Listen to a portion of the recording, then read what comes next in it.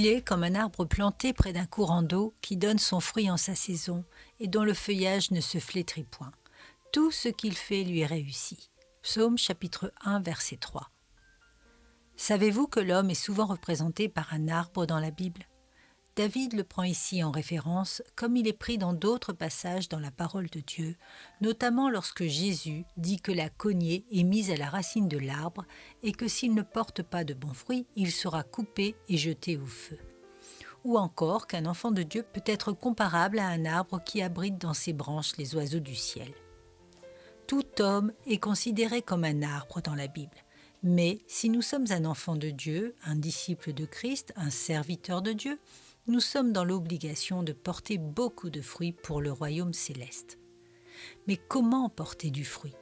Par l'aide du Saint-Esprit, en appliquant les conseils de David. Ne pas écouter les conseils de ceux qui ne connaissent pas Dieu.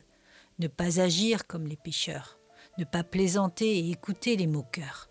Mais par contre, chérir la parole de Dieu dans son cœur et la méditer sans cesse. Trop d'hommes et de femmes de nos jours vont à l'église chaque dimanche, participent à toutes les réunions. Certains d'entre eux œuvrent même activement pour l'avancement du royaume et pourtant délaissent totalement la parole de Dieu. Au lieu de rechercher le Seigneur, ils préfèrent œuvrer pour lui. Mais Dieu n'a besoin de personne. Il n'a pas attendu l'homme pour créer le monde. Il n'attend rien de lui. Ce qu'il veut, c'est une relation personnelle et intime avec son enfant, parce qu'il l'aime et veut le faire grandir dans ses voies. Il veut l'enraciner dans sa connaissance et le rendre fort pour qu'il devienne à son tour un encouragement pour les plus faibles. L'arbre ne doit pas flétrir, il doit être verdoyant et ses fruits doivent se multiplier avec les années.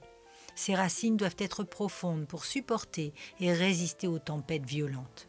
Alors, si tu es jeune dans la foi, ou si tu as négligé pendant toutes ces longues années la parole de Dieu, l'arbre que tu es est encore petit, mais sache que la volonté de Dieu est que tu deviennes un arbre fort, verdoyant et rempli de fruits. Plus tu prendras plaisir à être dans la présence de ton Dieu à travers sa parole, plus tu deviendras l'arbre que Dieu veut que tu sois, et tout ce que tu feras te réussira.